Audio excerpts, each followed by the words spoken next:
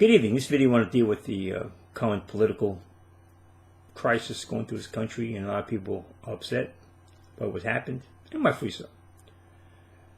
But you got to keep in mind what's really going on and take a realistic assessment of what the result has been. If you look at Psalm 73, truly God is good to Israel, even to such as are of a clean heart. But as for me, my feet were almost gone.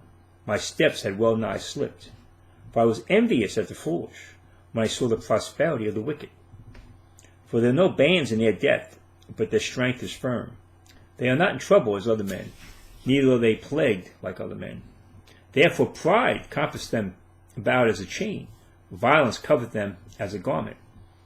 Their eyes stand out with fatness, they have more than heart could wish. They are corrupt. They're corrupt. And speak wickedly. Concerning oppression, they speak loftily. Yeah. They set their mouth against the heavens, and their tongue walketh through the earth. Therefore his people return hither, and waters of a full cup are wrung out to them. And they say, how doth God know? And is there knowledge in the Most High? Behold, these are the ungodly who prosper in the world, they increase in riches. Verily I have cleansed my heart in vain, and washed my hands in innocency. For all the day long I have been plagued and chastened every morning.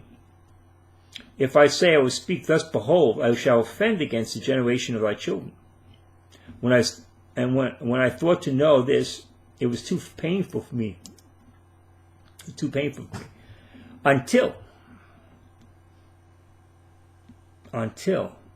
I went to the sanctuary of God. Then understood I their end. Surely thou didst set them on slippery places. Thou castest them down into destruction. How are they brought into desolation?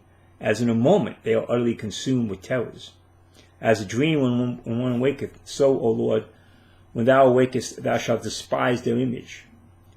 Thus my heart was grieved, and I was pricked in my reins. So foolish was I, and ignorant I was as a beast before thee. And then he goes on the rest of the Psalm, starting 23. So what's that to say? The wicked may appear to win, but they're not going to win. Their end is sure. Now, if you look at the American Constitution, there's an advantage of the American Constitution versus the parliamentary system. And it's a genius built into the American Constitution that doesn't exist in the parliamentary system. When the Tories took over from Labour, won the election a few years back, you're essentially in power for 5 years unless they choose to have an election for some reason, or if Labour gets enough votes or something from a combination of Tories. But the American system is built in a protection for those minorities who may lose an election in a 2-year span. And that's why you have the congressional seats come up every 2 years, and 1/3 of the Senate come up every 2 years.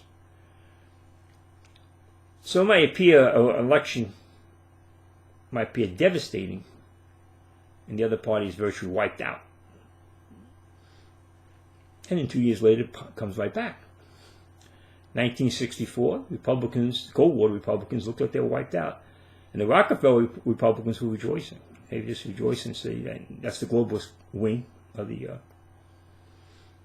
Republican Party. They've always existed, the globalist wing. So they were virtually wiped out with Johnson. They swept everything ahead, controlled everything, houses, and anything.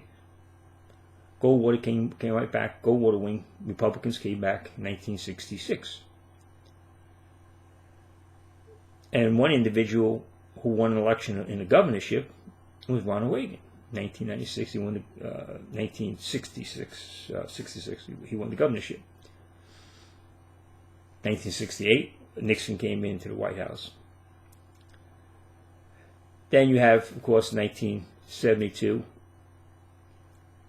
Republicans sweep everything, destroy the government, destroy everybody, the Democrats, and then we have Watergate. And Republicans get destroyed, get wiped out. 1972. and lose the White House in 1976. But 1980, 78, they come back, winning a whole bunch of congressional seats. When Carter's put in, a whole bunch of congressional seats. In 1980, Reagan shows up. 1992, Clinton's elected. Again, Democrats sweep everything.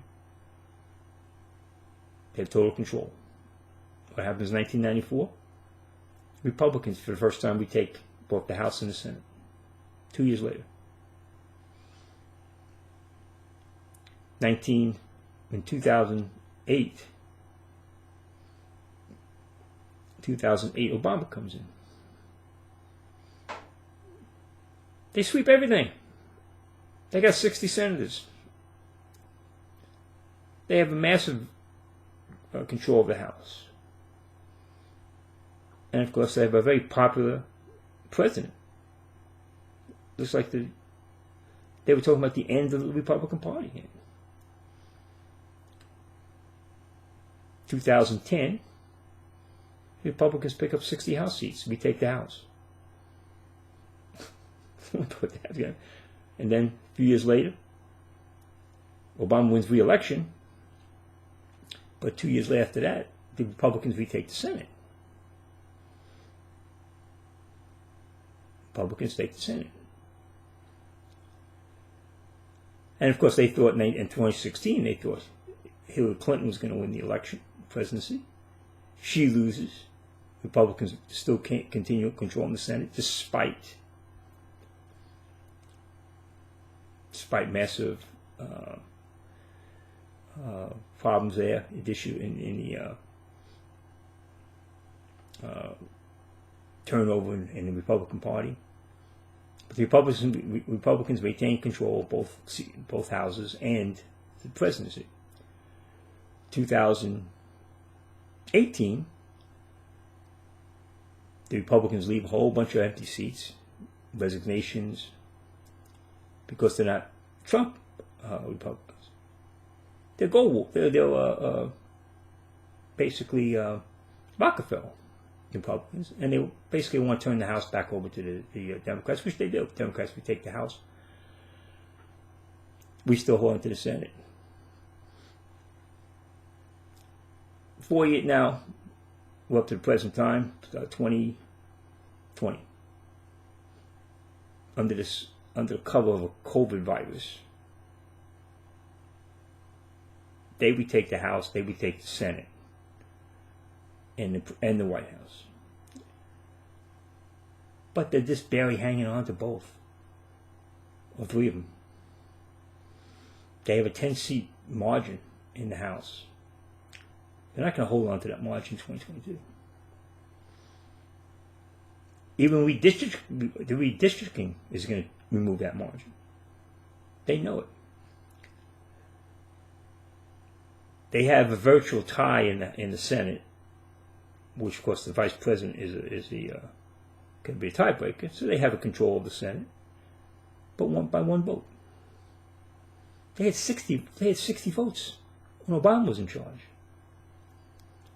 Now they got a president coming in, Biden. He's a lame duck. He's a lame duck. There's no mandate for him. When Obama came in, he came in totally being praised, and he had a whole honeymoon period. And Biden's not getting any honeymoon. Biden's getting nothing. So that's the situation we find ourselves in. The Democrats are in a very precarious position, and they know it. They know 2022 is going to. They say, "Oh, hey, they can do this and they can do that," and the voting system is going to go back to normal after COVID. All those things is being set in, and the people aren't going to allow this thing to happen again in 2022. They were all suspended because of the COVID. It won't be here in 2022. They know. They know. Pelosi won't be there. She's gone. She's actually said she's going to be gone in 2020, so she'll be gone. You get one special election in the Senate, we retake the Senate. And then you have 2024. You think Biden's going to be a popular president? He's not running again. Who are they going to run? Then you get the idea, well, hey, they're shutting down Twitter and they're shutting down Facebook. And who cares? Who cares? Twitter and Facebook and even like in YouTube, they censor it on something else. Those they were platforms for entertainment. They were discussions and entertainment.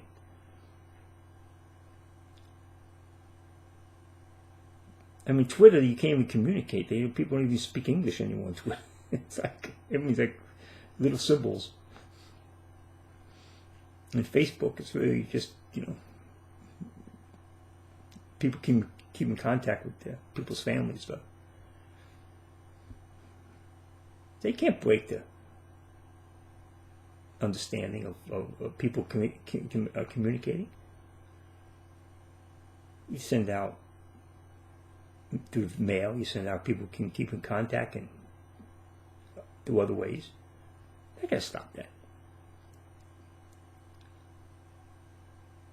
So when the fog lifts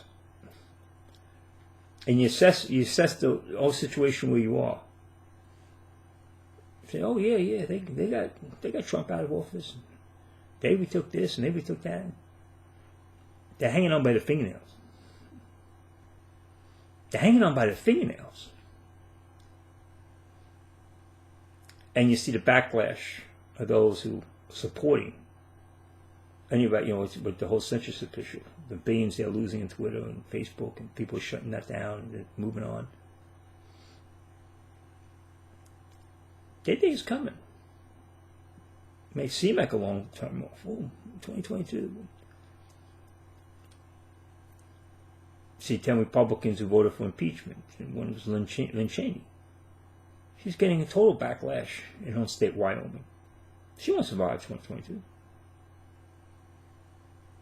She won't survive. I think they only have one representative in Wyoming. You can correct me if I'm wrong.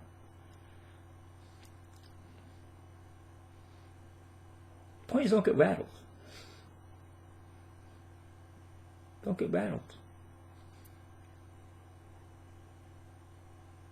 This is going to be a minority government trying to rule a majority, which isn't going to work. It's not going to work. This country is not a left-wing country. It's a right-wing. Right center. Very moderate. Right-wing. Common sense. And every time they try to shift it to the left, they pay for it in the next election. And that's what's going to happen in the next election. Now, no one expects utopia. I mean, this is not the millennium, people. So we're not expecting utopia. We're not expecting anybody to bring the millennium in. But no one expected Donald Trump to come out anywhere. No one expected him to come out. But populism preceded Trump. Trump did not create populism. He put his finger on it. Just like Reagan. Reagan did not create Reaganism. He put his finger on it. He touched it. He knew the pulse of the American people. What the American people believed in. That's what great leaders do. They understand what the people are thinking. And they come in and they lead a movement. They don't create it. They lead it. But don't be fearful. Yeah, I'm upset. People get upset. Get upset. It's upsetting to see laws and rules get thrown out, suspended in the name of a virus, But they've been using that. Democrats have been using crisis situations always to justify these type of things. It's common. You know, when John F. Kennedy was assassinated, the first things out of the media's mouth was that it was right wing. Oswald was a communist. They blame because it was done in Dallas. They were blaming the right wing. It's right wing. It's nothing changed. Nothing changed.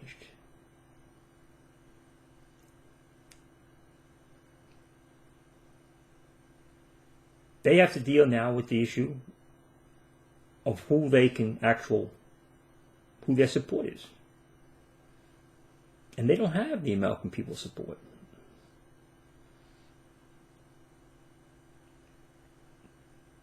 They're a minority. They know it. That's why Biden's inaugural. Does he look like a guy who's actually won something?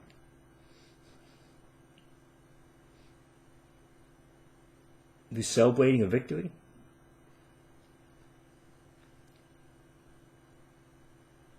So I'm just telling you, these happen in cycles.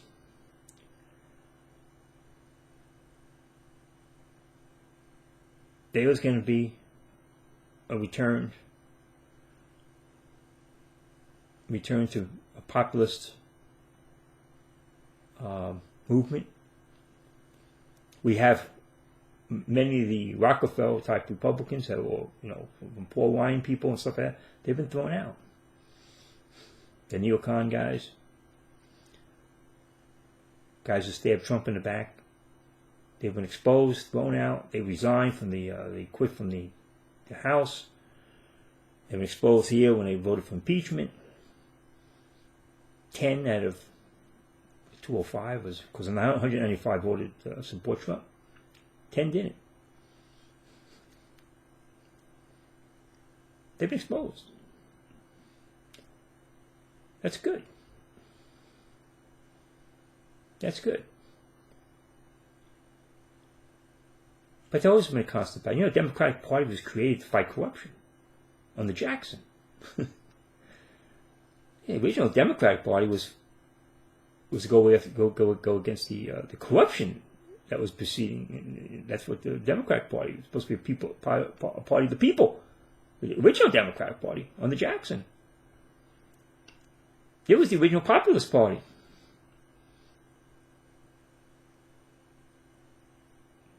And then they got corrupted and they moved into it. They shifted into a corporate party, corporation party. As did the Republicans in Republican wing. Under the Rockefeller type of Republicans, globalists, neocons. And so you needed kind of a third party individual come up that neither side likes. That's what Eisenhower was talking about, the military industrial complex. Going after them.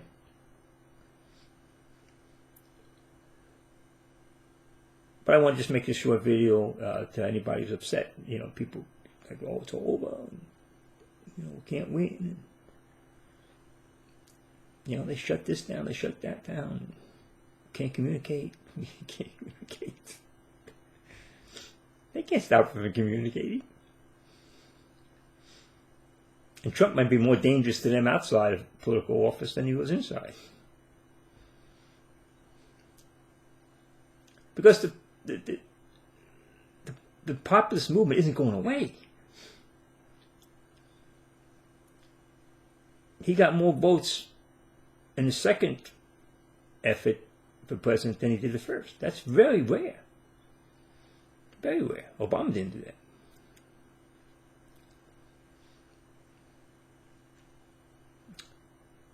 So he stopped and put this up and again, take hope.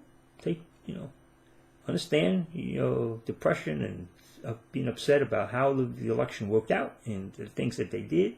You say, oh, we'll never have a fair election again. And we're going to have fair elections again.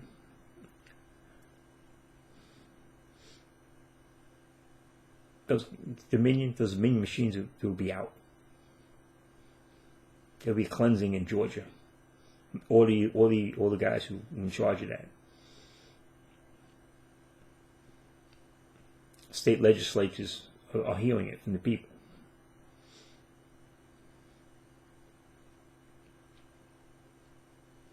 And we'll get this, they won't have the cover anymore for this. Oh, we're going to mail out ballots, 100 million ballots. We're going to mail them out because people are afraid of COVID. That's not going to happen in 2022.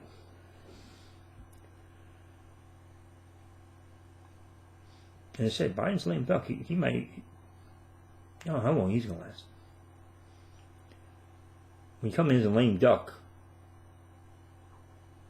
your second term, essentially, people already start line up, in your own party, line up to run against you.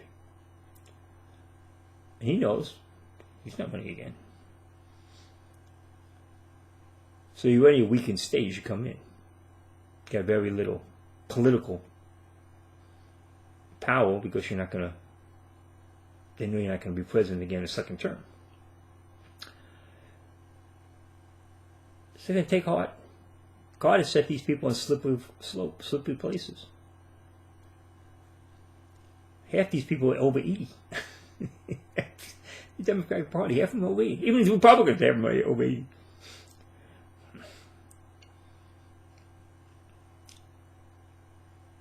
Won't take much. Won't take, one senator drop out. This guy drops out, that guy get a special election, bam, Senate goes right back to Republican hands.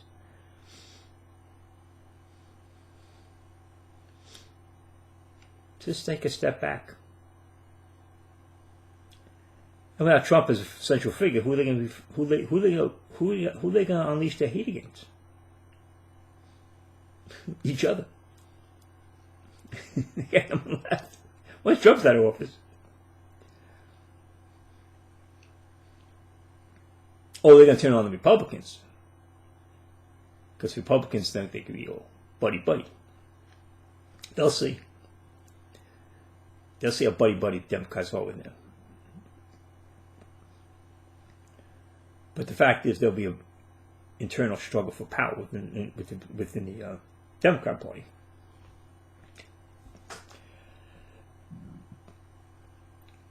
And that's what God caused the confusion among his enemies. They end up fighting for each other for power.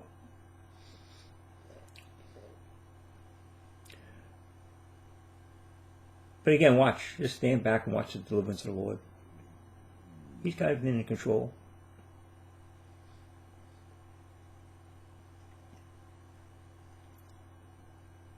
As I said, the brilliance of the Constitution is that we don't have to wait 5 years for another election. They don't have power for 5 years. We're going to wait 2022. And they know it. They know it.